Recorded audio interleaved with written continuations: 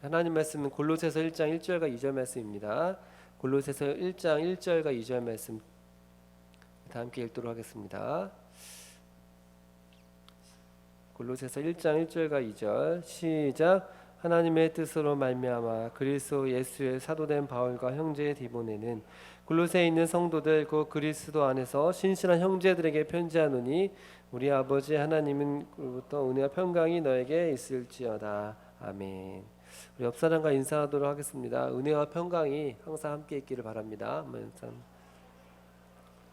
네. 은혜와 평강이 항상 여러분과 우리 삶 가운데 함께 넘치길 축복합니다. 나는 왜 여기 있는가 한번 따라해 볼까요? 나는 왜 여기 있는가?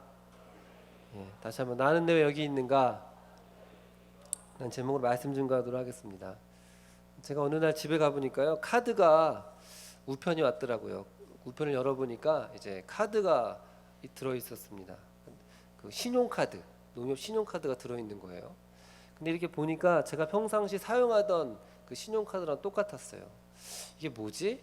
그러다가 잠깐 생각하다가 그 카드를 그냥 딴 곳에 치워놨습니다.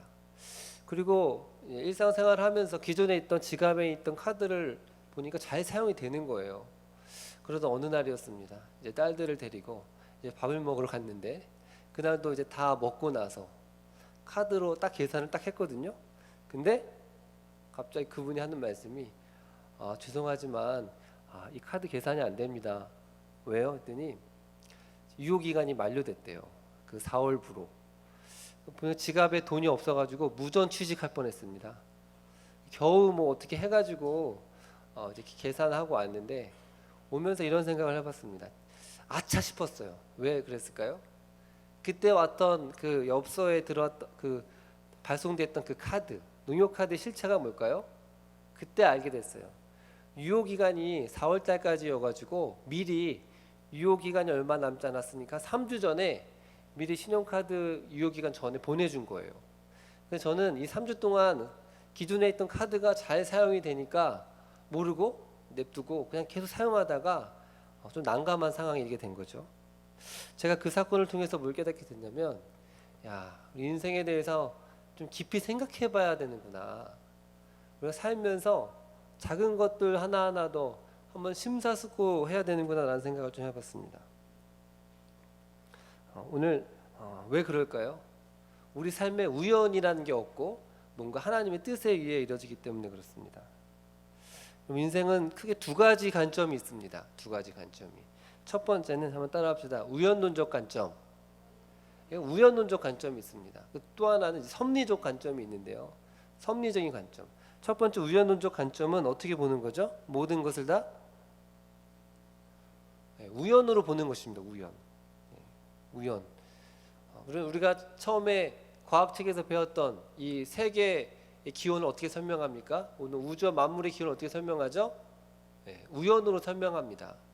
최초의 우주의 상태가 이 아메바이고, 처음에 빅뱅의 폭발에 의해서 우주가 원시 우주구 상태가 태어났고, 그 중에서 이제 미생물 중에 몇 개가 아미노산을 이루고, 그다음에 또 복잡한 아미노산이 이루어져서 단백질로 이루어졌다라고 말하죠.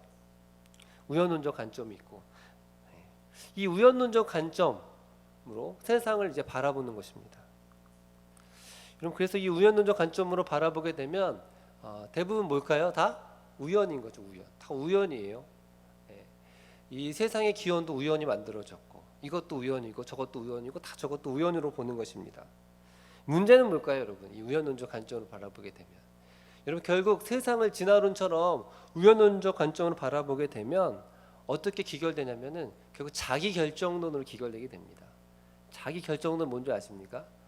모든 인생과 만사가 뭐에 달려 있다? 자기에게 달렸다는 자기 선택에 달려 있다라는 것입니다. 제가 대학교 다닐 때 철학과 다녔었는데 친구들이랑 밤낮으로 토론하는 게 뭔지 아십니까? 자유의지와 결정론이었어요. 인간이 자유의지가 있을까? 아니야, 자유의지가 없어. 이 두 가지 항상 세상에 있는데 성경도 비슷하죠. 근데 여러분 만약에 모든 것이 우연으로 시작이 되고 우연으로 다 설명을 해버리면요, 결국에는 자기 결정론에 빠지게 됩니다. 무슨 말이냐면 모든 인생과 모든 우주가 자기 결정과 선택에 달려 있다라는 거죠. 맞습니까? 자기 결정에 모든 만사가 달려 있습니까? 그렇지 않다라는 것입니다. 그렇지 않아요. 여러분, 제가 지지난 3주 됐나요? 셋째 딸이 태어나지 않았습니까? 셋째 딸이 태어나가지고 집에 가면 이제 셋째 딸을 제가 항상 끼고 다닙니다. 아내는 앉지 말라고 해도 제가 막 안고 다녀요. 왜 그럴까? 너무 이뻐가지고. 너무 신기한 겁니다. 한 달 전만 해도 내 뱃속에 있었다니. 물론 제 뱃속은 아니지만 아내 뱃속이 제 뱃속이에요. 똑같은.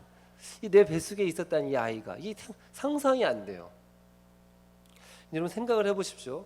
이 아이가 정말 내가 태어나고 싶어서 태어났습니까? 아니면 어느 날 보니까 이렇게 계속 쳐다보니까 저 이상하게 생긴 사람이 누구지 하다 보니까 아빠인 줄 알았을까요? 자기가 태어나고 싶어서 태어난 게 아니에요. 그냥 어느 날 보니까 그냥 같이 집에서 계속 살고 막 아빠라고 부르고 막 강요하고 그러다 보니까 그냥 아빠인 줄 알고 사는 것입니다. 여러분, 인생은 결코 어떤 선택, 여러분의 선택과 판단이 중요하긴 하지만 인생 전부가 여러분 자기 자신에게 달려있지 않습니다. 이건 굉장히 잘못된 생각입니다. 자기 결정론에 빠지는 사람들은 어떤 이제 결과가 나타나게 되냐면요, 항상 후회와 죄책감 가운데 빠지게 돼 있습니다. 그렇지 않습니까? 특별히 과거를 해석하게 되는데, 과거를 해석할 때 이 우연론적 관점을 가진 사람들은 결국 자기가 인생을 결정하게 생각하게 되고요, 결국 이 사람은 항상 과거를 생각하면 죄책과 후회를 가지고 살아요. 그러니까 자기가 인생이 무조건 살면은 계속 과거가 있잖아요. 어제도 과거고 1시간 전이 과거인데, 그 삶에 돌아온 패턴은 뭐냐면 과거에 대해서 늘 후회와 죄책감 가지고 있습니다. 아, 내가 어제도 공부를 했었어야 되는데 내가 이러지 못했고, 내가 그 대학을 공부를 좀만 더 잘했으면 그 대학을 가지 않고 더 좋은 대학을 갔었을 텐데, 내가 좀 더 열심히 살았다고 한다면 내가 좋은 기업에 들어갔을 텐데, 내가 그때 좀 살을 빼고 외모 관리 잘했으면 더 좋은 사람과 결혼했을 텐데. 맞나요? 그때 현재는 맞을지도 몰라요. 근데 지나고 나서 그 생각을 갖는 건 틀립니다. 그렇기 때문에 이 사람은 항상 과거를 뒤돌아보면 후회와 자책밖에 가질 수밖에 없는 거예요. 네? 그렇지 않겠습니까? 내가 그때 그 선택을 하지 않아가지고. 가장 불쌍한 사람이 뭔지 아십니까? 내가 한 10년 전에 수능 시험 때 한 끝에 수학 한 2문제만 더 맞았어도 내가 더 좋은 대학교 가고 내 인생이 달라졌을 텐데, 이렇게 생각하는 사람들 얼마나 불쌍합니까? 그렇죠? 늘 인생을 후회와 죄책감을 가지고 사는 것입니다. 이런 분들의 특징이 뭐냐면, 대화의 패턴을 보면 항상 짜증난다는 말을 그냥 합니다. 짜증나는 말을 내가 하는지도 모르고 해요. 아우 짜증나, 막 이런 말을, 막 이런 부사를 막 그냥 막 사용을 해요. 사랑하는 여러분, 옆 사람과 이렇게 인사하도록 하겠습니다. 절대 짜증나는 말 하지 맙시다. 한번 인사하도록 합시다. 여러분, 그리스도인들이 반드시 사용하지 말아야 할 단어가 뭐냐면 이 짜증나라는 단어입니다. 회개해야 돼요. 회개해야 돼요. 제가 어느 날은 예수님 믿고 나서 짜증나는 단어를 제가 한 번도 사용한 적이 없어요. 이거는 그리스도인이 사용할 단어가 아니에요. 왠지 아십니까? 날씨가 딱 갔는데 더워요. 아우 진짜 더워. 아우 짜증나. 날씨가 좀 추워요. 아우 추워, 짜증나. 버스가 안 오면 짜증나고. 가만히 생각을 해보면은 그 모든 것을 우연론적으로 바라보고 그 다음에 자기가 인생에 달려있고 하나님이 없어요. 날씨가 그렇게 더운 거는 하나님이 그렇게 하신 거예요. 하나님한테 짜증내는 겁니다. 날씨가 추운 것도 하나님이 그렇게 하신 거예요. 버스가 늦게 오는 것도 하나님이 그렇게 하신 거예요. 저는 그런 사람을 뭐라고 생각하는 줄 아십니까? 제가 말은 안 합니다. 실제적 무신론자들입니다. 하나님을 믿지 않아요. 하나님을 믿지 않아요. 삶 가운데 하나님이라는 분이 없어요. 어떤 걸 해석하고 생각할 때 하나님이라는 분이 여러분 마음과 생각 가운데 1%도 들어가지 못해요. 그러니까 짜증나는 단어가 나오는 것입니다. 또 하나의 관점은 뭡니까? 섭리적인 관점이 있습니다. 섭리란 말 아십니까? 하나님의 뜻, 소울 중에 하나님의 뜻입니다. 여러분, 성경은 어떻게 말하고 있습니까?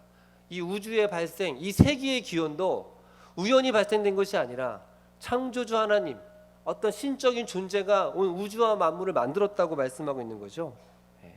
그래서 하나님 어떤 계획과 의도와 목적과 섭리를 가지고 모든 것을 다스렸다, 그것을 믿는 것인 줄 믿습니다. 아멘. 여러분, 하나님께서 모든 것을 다스리시고 창조하시고 주관하신 줄 믿습니다. 아멘. 여러분, 이걸 믿어야 돼요. 여러분, 그래서 여러분, 사람을 바라볼 때, 모든 것을 바라볼 때 하나님의 섭리론적인 관점으로 바라봐야 한다는 것입니다. 여러분, 왜 코는 하늘을 향하지 않고 땅으로 향했을까요? 하나님이 그렇게 하나님 뜻 가운데 만드셨기 때문에 그렇습니다. 왜 발은 두 개가 아니고 발은 왜 세 개가 아니고 두 개일까요? 하나님의 뜻 가운데 그렇게 만든 것이고요. 왜 남자와 여자는 또 비슷하면서 또 다를까요? 하나님의 뜻 가운데 그렇게 된 줄 믿습니다. 여러분, 모든 것이 하나님의 뜻 안에 이렇게 됐다라는 것입니다. 여러분, 우리가 살고 있는 이 공기 안에 그 어떤 성분들이 있고, 이 퍼센테이지, 이 모든 것들, 우주와 만물, 정치, 사회, 경제 모든 운영되는 것 가운데 보이지 않는 하나님의 손에 의해, 하나님의 뜻에 의해 움직이는 줄 믿습니다.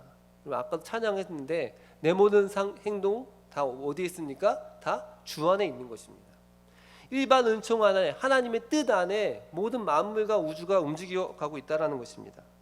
오늘 이제 골로새서 1장 말씀 읽었는데요. 이제 바울이 골로새 성도들 쓴 편지 아닙니까? 하나님의 뜻으로 말미암아 예수 그리스도의 사도된 바울은 이렇게 시작합니다. 하나님의 뜻으로 말미암아 예수님의 사도된 바울 됐다고 말씀하고 있습니다. 바울은 자기 자신을 어떻게 설명합니까?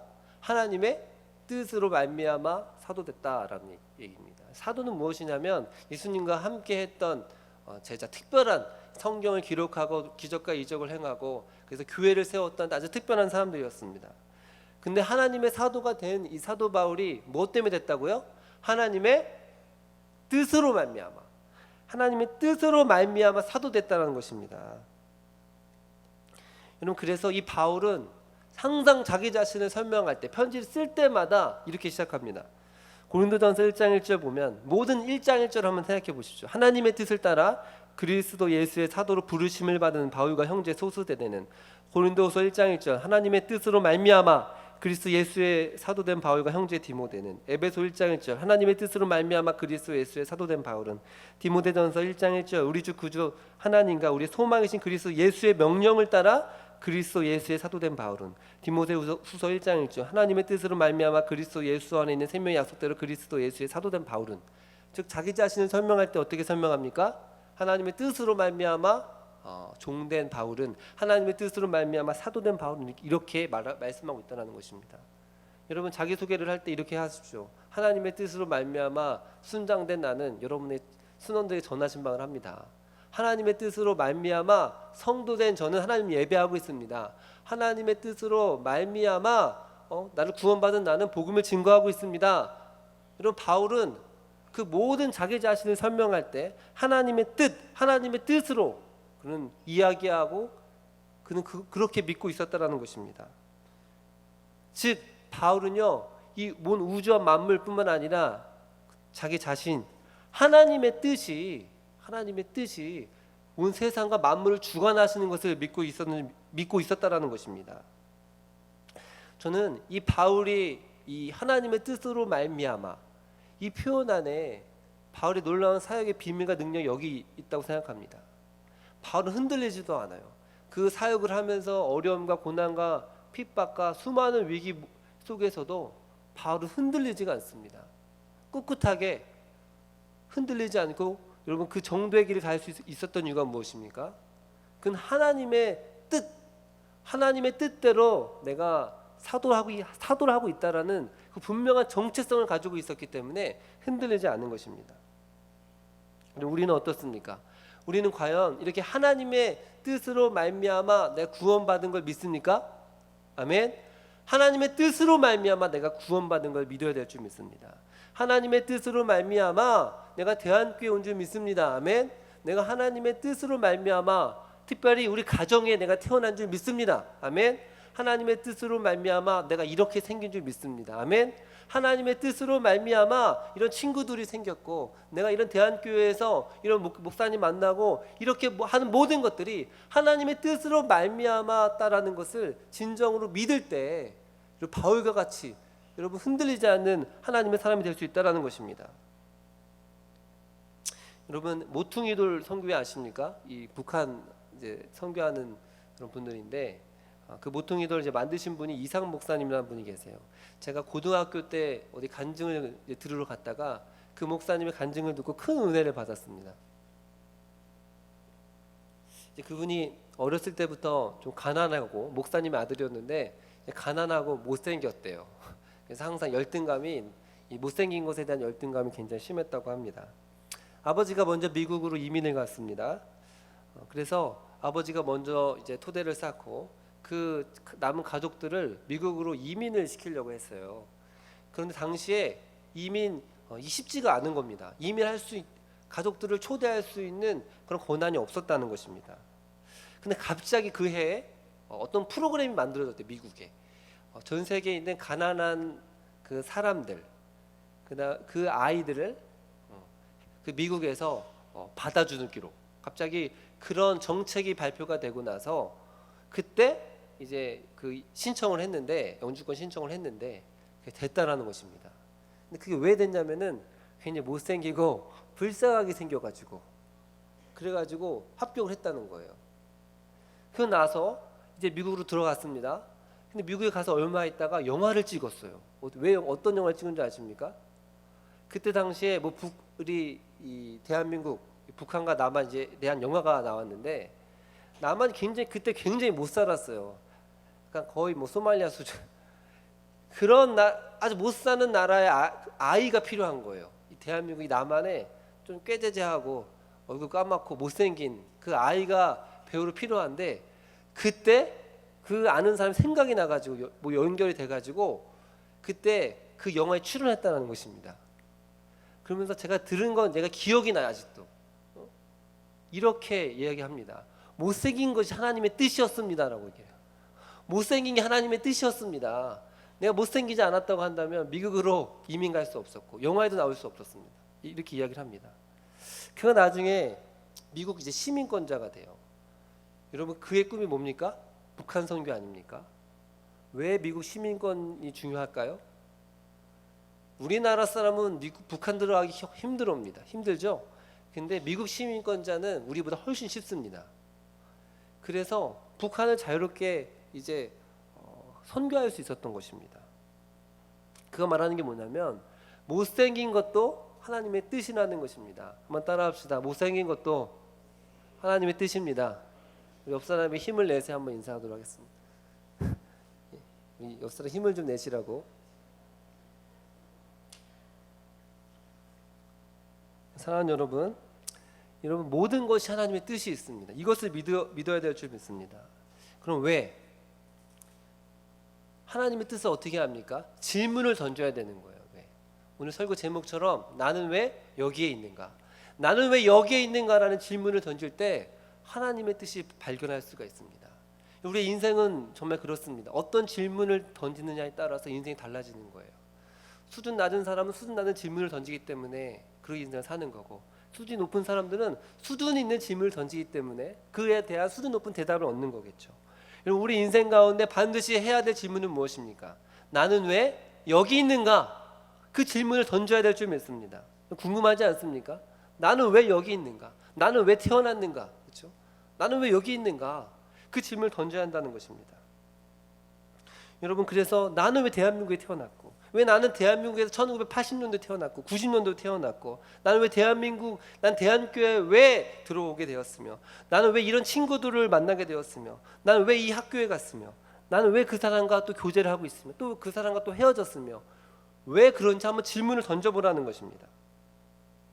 그럼 특별히 저는 이 두 가지 정도 질문을 던지는 것을 이제 말씀드리려고 하는데요. 첫 번째는 왜 하나님께서 내 은사와 자리를 줬는가 하는 것입니다. 은사와 자리. 하나님께서 각 사람들에게 은사와 은사를 주셨습니다. 은사란 건 무엇입니까? 남보다 좀 더 가진 것이죠. 남보다 좀 더 가진 것. 똑같이 일해도 더 많은 수확을 남기는 분야들이 있어요. 그게 은사 아니겠습니까? 그렇죠? 똑같이 공부해도 어떤 사람은 수학을 더 잘 보는 사람이 있고 그게 은사예요. 남보다 좀 더 가지고 좀 똑같이 노력 대비 그 결과가 뛰어난 것들이 있어요. 그럼 그게 아마 은사겠죠. 그렇죠? 여러분 하나님께서 각 사람 모든 사람에게 놀라운 은사를 주셨는데 우리가 물어야 할 것은 하나님 우리가 인생 한 번밖에 살지 않는데 나에게 왜 이런 은사를 주셨습니까? 라고 질문해야 될 줄 믿습니다. 아멘. 여러분 왜 하나님께서 바울을 선택하셨습니까? 사도 바울 아시죠? 여러분 바울은요 뒤늦게 들어온 사람이에요. 사도인데 사도는 사실 예수님의 12제자입니다. 가룟 유다 빼고 나중에 들어온 마띠아 포함해서 예수님과 3년 동안 동거동락하고 예수님의 실제 얼굴과 대면하여 함께 잠을 자고 예수님 말씀을 친히 들었던 그 사람들이었어요. 그런데 사도 바울은 어떻죠? 한 번도 예수님을 직접 보지는 못했어요. 근데 하나님께서 바울을 선택하셔요. 그리고 그 12제자보다 12사도보다 더 크고 위대하고 더 많은 일을 행하시는 것을 볼 수가 있습니다. 왜 그랬을까요? 이해가 됩니까? 저는 세 가지라고 생각합니다. 첫 번째는 결단력이 있었어요. 이 다른 사도도 마찬가지였지만 이 사도 바울은 엄청난 결단력이 있었습니다. 그래서 여러분 복음을 땅끝까지 전하라고 했는데 사도행전에 보면요 그 12제자는요 그 유대인이라고 하는 테두리를 벗어나지 못해요. 그리고 밖으로 나가지 않습니다. 그런데 바울은요 하나님의 말씀이라고 하면 바로 즉각적으로 순종해 버립니다. 여러분 그래서 나중에는요 베드로가 바울한테 막 혼나잖아요. 그렇죠? 베드로가 막 바울한테 혼나요. 두 번째는 뭐냐면 바울은 굉장히 뛰어난 학자였다는 거야. 뛰어난 학자였어요. 그 12제자는요 굉장히 뛰어난 사람들이었음에도 불구하고 공부를 많이 한 사람이 별로 없습니다. 근데 바울은 어떤 사람입니까? 가말리엘 학파, 당시 최고 학교를 나왔던 사람이었어요. 어려서부터 바리새인이었어요. 그래서 모든 공부를 다 율법을 정통했던 사람이었어요. 여러분 그러니까 그가 신약 13권을 쓴 거예요. 신약 쓴 게 반을 썼어요. 왜냐하면 구약의 모든 것을 정통했기 때문에. 그래서 구약과 신약의 예수 그리스도를 잘 연결해 줄 수 있는 그 사람이 필요한 것입니다. 또 세 번째는 뭐냐면 그 로마 시민권자였어요. 당시 로마 시민권자는 대단한 거였거든요. 로마 시민권자가 있었기 때문에 그는 그 로마 시민권을 들고 여러분 온 세상을 향해서 담대하게 복음을 증거할 수 있었습니다. 이방의 빛으로, 이방인의 사도로 쓰임 받을 수 있었다는 것입니다. 지금 무슨 말이냐면 바울이 공부했던 거, 바울이 결단력, 시민권 그 모든 것을 사실 하나님이 사용하셔서 하나님 일하셨다는 것입니다. 무슨 말입니까? 하나님께서 각 사람들에게 은사를 주십니다. 근데 그 은사를 통하여서 때가 되면 하나님의 뜻을 이루기 위해서 그 은사를 주셨다라는 것입니다. 아멘. 여러분 내가 목소리가 다른 사람보다 더 아름답습니다. 그럼 어떻게 됩니까? 그 목소리를 하나님을 찬양해야겠죠. 그렇죠? 하나님 높여드려야 되고. 그래서 내가 가진 좀 남들보다 더 가진 것들이 있다고 한다면 그것을 내가 혼자 움켜쥐지 말고 하나님의 뜻이 무엇입니까? 라는 질문하는 가운데 하나님의 뜻을 발견하게 된다는 것입니다. 여러분 저도 생각해 보면 내가 왜 대한교회 왔는가 이번 주에 이런 생각 좀 많이 해봤습니다. 내가 왜 대한교회 왔을까? 왜 대한교회 왔을까? 제가 그전 교회에 있는데 갑자기 교회를 옮기게 됐습니다. 예상하지 못하게 옮기게 됐어요. 그리고 이제 면접을 두 군데를 이제 보게 됐는데요. 한 군데는 대한교회를 보게 됐고 한 군데는 서울에 있는 또 다른 교회를 이제 보게 됐는데 처음에 대한교회를 면접을 봤는데 목사님이 면접을 보고 나서 그 자리에서 오라고 하시더라고요. 아 목사님 나를 굉장히 나 좋게 봤구나 이런 생각을 좀 했어요. 근데 또 다른 한 곳에 면접이 남아 있었어요. 또 다른 한 곳은 근데 대한교회보다 규모가 더 컸어요. 훨씬 더 컸어요. 저는 어디 가고 싶었을까요? 네, 그렇죠. 대한교회 가고 싶었지만 그 교회 규모가 훨씬 큰 교회를 가고 싶더라고요. 그래서 목사님 그 교회 한번 더 면접 보고 말씀드리겠습니다. 그리고 기도를 하는데요. 제가 늘 이제 사역지 선택할 때 항상 이렇게 기도해요. 하나님 두 군데 되면은 갈등이 많이 생기니 항상 한 곳만 되게 해주세요. 항상 이렇게 기도하거든요. 한 곳만 되게 해주세요.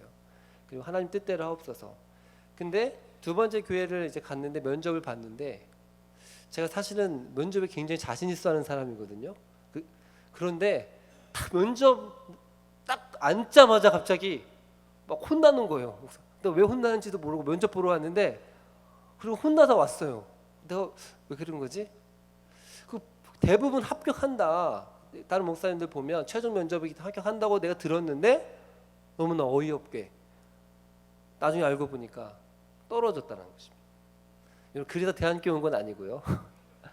제 기도하는 가운데 뭘 느꼈냐면은 여러분, 하나님께서 나를 이곳에 보내셨다는 확신을 갖게 된 줄 믿습니다. 아멘. 하나님께서 나를 보내셨구나. 사랑하는 여러분, 우리가 무엇을 물어봐야 됩니까? 하나님께서 은사를 주시고 또 어떤 사람들에게 또 자리를 주십니다. 어떤 사람들에게는 회장이라는 자리, 순장, 어떤 팀장, 여러 가지 그 사역의 직책을 주셔요. 그럼 우리는 어떻게 해야 됩니까? 물어봐야 될 줄 믿습니다. 하나님, 나를 왜 순장으로 세우셨습니까? 하나님, 나를 왜 회장으로 세우셨습니까? 하나님, 나를 왜 팀장으로 세우셨습니까? 하나님의 뜻이 무엇입니까? 그것을 물을 때 하나님의 뜻을 발견하게 된다는 것입니다. 여러분, 요즘 최근에 우리 다 큐티하고 있죠? 어떤 큐티하고 있습니까? 열왕기상 말씀 아닙니까? 열왕기 말씀. 여러 왕들의 이야기가 담겨져 있습니다. 왕들의 이야기에 보면 지금부터 수천 년, 3,000년 전에 있었던 왕들이 살다가 죽었던 이야기들이에요. 우리가 그 이야기를 왜 들어야 할까요? 그 이야기들과 놀라운 깨달음이 있기 때문에 그렇습니다. 어떤 깨달음이 있냐면 왕들이 지독하게 순종 안 하고 이스라엘 백성들이 정말 지독할 만큼 교만하고 하나님을 의지하지 않아요. 그게 딱 누구의 모습들입니까? 우리의 모습들 아닙니까? 대표적인 경우가 여로보암이죠. 여로보암. 하나님께서 여러분 여로보암을 이제 왕으로 세우신다고 미리 말씀하셨어요. 내가 널 왕으로 삼을게. 여로보암은 과부의 아들이었어요. 과부의 아들이라고 하는 건 당시 굉장히 가난한 집안의 아들로 평민 출신이었어요. 근데 내가 너 왕으로 좀 있으면 삼을 거라고 했어요. 그리고 실제로 북유다와 남이스라엘이 갈라지고 난 다음에 사람들이 왕을 추대하는데 그때 부지런하고 근면했던 여로보암을 추대해서 왕이 되죠. 여러분, 그러면 여로보암이 왕이 된 거는 자기가 열심히 했기 때문에 왕이 됐습니까? 아니면 그냥 하나님의 주권적인 선택입니까? 하나님의 주권적인 선택으로 왕이 됐어요. 하나님의 뜻으로 말미암아 왕이 된 여로보암은 그러고 시작을 해야 되는데 바로 왕이 딱 된 이후 쓱 잊어버려요. 어떡합니까? 내가 왕이 딱 되고 나서 이 왕의 자리를 어떻게 유지할 수 있을까에 집중하기 시작합니다. 그러다 보니까 남유다가 먼저 정통성이 있네. 예배 드릴 때, 제사 드릴 때 사람들이 다 글로 갈 거 아니야. 그러면 사람들이 나를 좋아하지 않고 다 글로 가면 이 나라가 무너지게 되면 한 날 죽일지도 몰라. 이런 불안과 두려움이 생기게 되죠. 그래서 다른 교회를 만들죠. 베델과 단에 금송아지를 만들고 이것을 너희 신이라고 해라. 그 다음에 레위인들, 원래 레위인들만 제사를 할 수 있는데 아무나 레위인 할 수 있도록 하죠. 왜 그랬습니까? 내가 하나님의 뜻으로 말미암아 왕이 됐다는 사실을 망각했기 때문에 그렇습니다. 여러분, 여로보암뿐만 아니에요. 그 외에 뭐 바하사, 엘라, 여러분 솔로몬도 마찬가지고 하나님의 은혜로 됐는데 시간이 지나면 까먹어요. 내가 왜 됐는지를 모르고 엉뚱한 짓 하답니다. 엉뚱한 짓. 여러분, 그러다가 또 어떻습니까? 버림받아요. 후회하고 심판받는 것입니다. 사랑하는 여러분, 우리 어떻게 해야 됩니까? 하나님께서 내가 왜 이런 은사를 주셨고 내가 왜 이런 자리를 주셨는지 여러분 질문해야 될 줄 믿습니다. 아멘. 그리고 하나님의 뜻이 무엇인지 물어보고 그 뜻이 밝히 드러나면 순종할 때 하나님의 나라가 임하게 될 줄 믿습니다. 또 하나는 왜 하나님께서 왜 이런 사람들을 만나게 하셨을까? 이걸 질문해야 될 줄 믿습니다. 사람들과 관계 속에서 하나님의 뜻을 물어봐야 되는 거예요. 여러분, 우리는 항상 사람의 본능은 나랑 잘 맞는 사람들, 나랑 친한 사람들, 공통 분모가 있는 사람들만 대화하고 싶고 만나고 싶고 이야기 나누고 싶은 게 인지상정 아닙니까? 여러분, 그런데요, 하나님께서는 어느 곳에 가든지 나랑 안 맞는 사람들을 꼭 보내주십니다. 그러니까 내 스타일이 아닌 사람들을 항상 곳곳에 포진해 놓고 만나게 하시는 거예요. 항상 그런 사람들이 있습니다. 그래서 나를 막 힘들게 하는 사람들이 있죠. 특별히 저는 두 가지라고 생각합니다. 왜? 하나님의 뜻이. 첫 번째는 뭐냐면 그런 사람들을 만났다.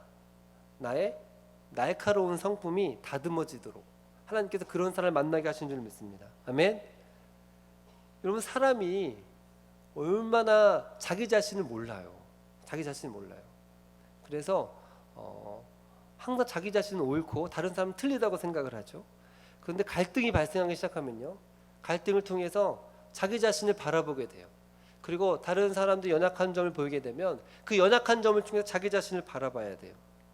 하나님께서 우리를 향하신 하나님의 뜻은 무엇입니까? 에베소 4장 13절 보면 우리가 하나님의 아들 믿는 것과 아는 일 하나가 되어 그리스도 예수의 장성한 분량에 이른다.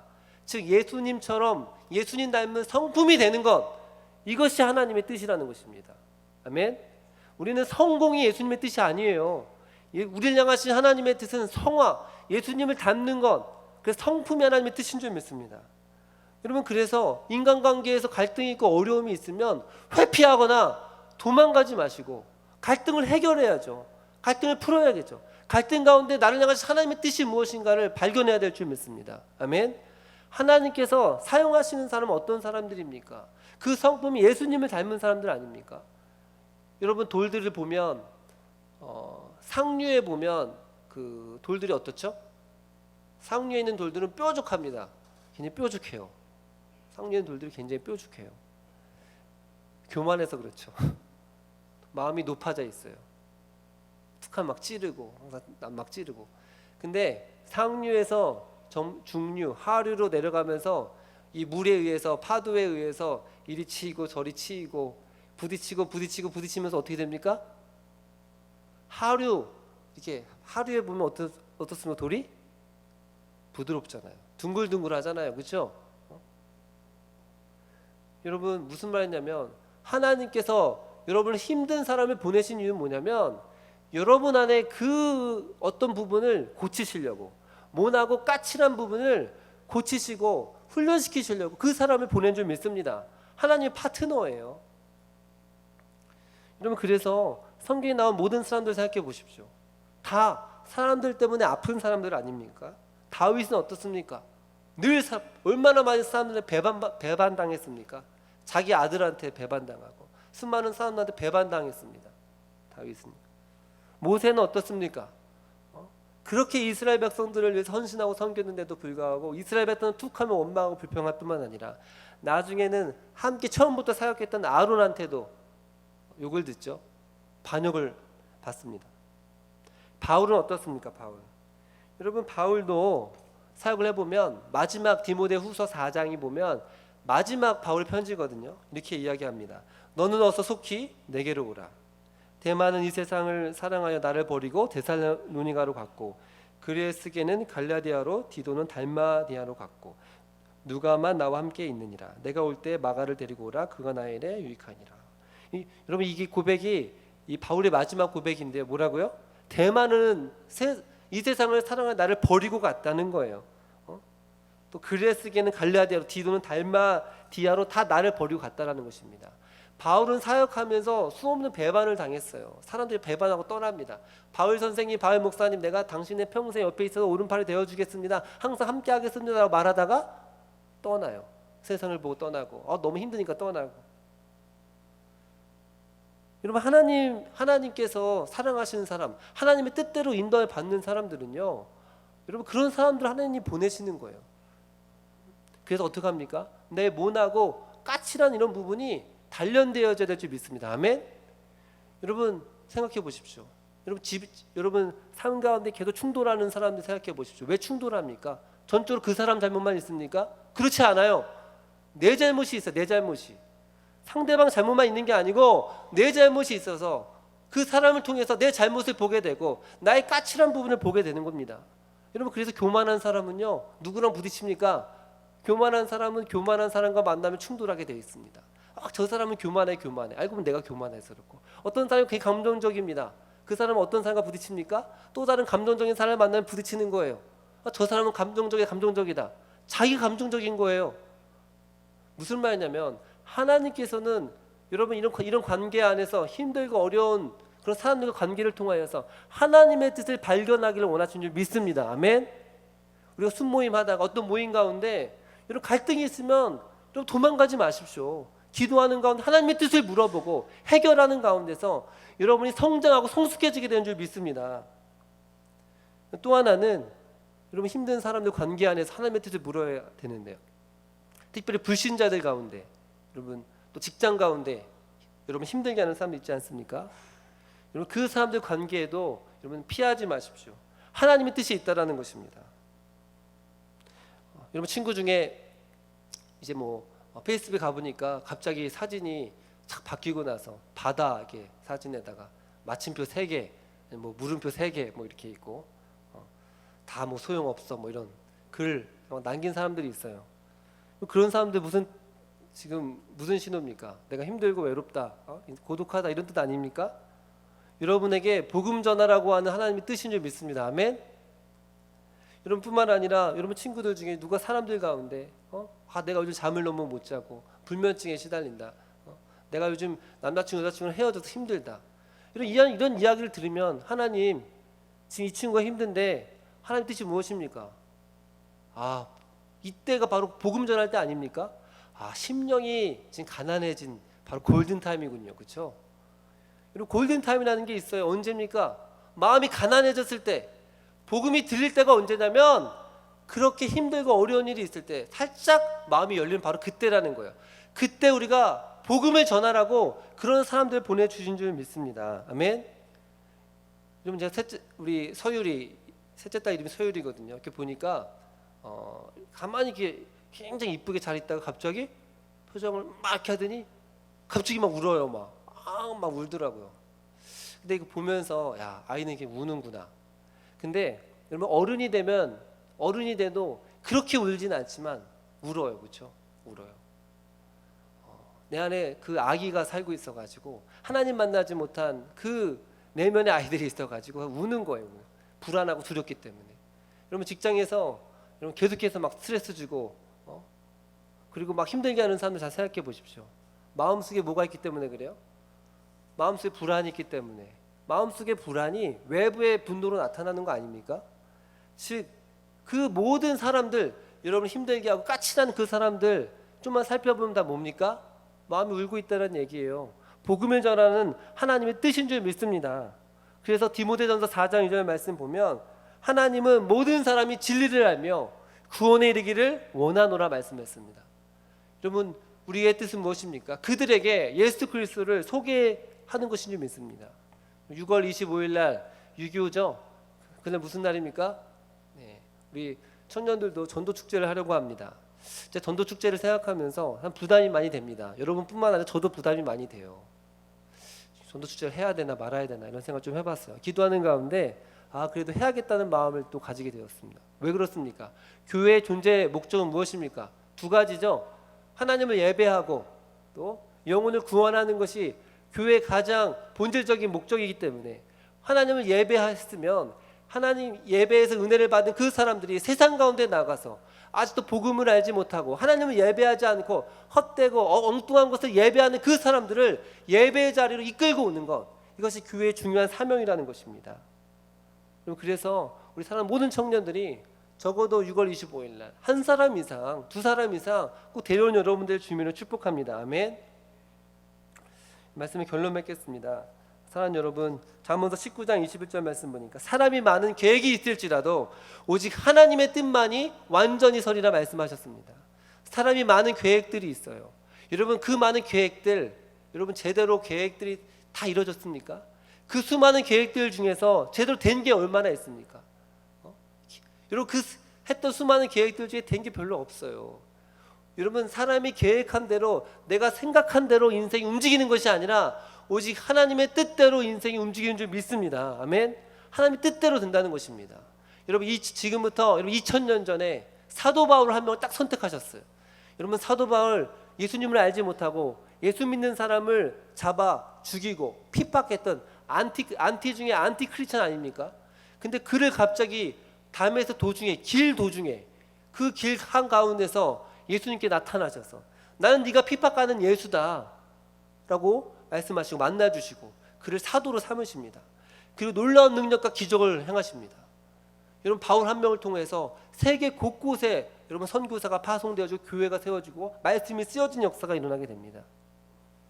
여러분 그때 그 바울을 바울되게 하셨던 그 하나님의 뜻으로 말미암아 그렇게 바울을 예수 그리스도의 사도된 그 하나님께서 동일하게 지금도 우리 삶을 이끌고 움직이고 책임지고 주관하시고 인도하신 줄 믿습니다. 아멘.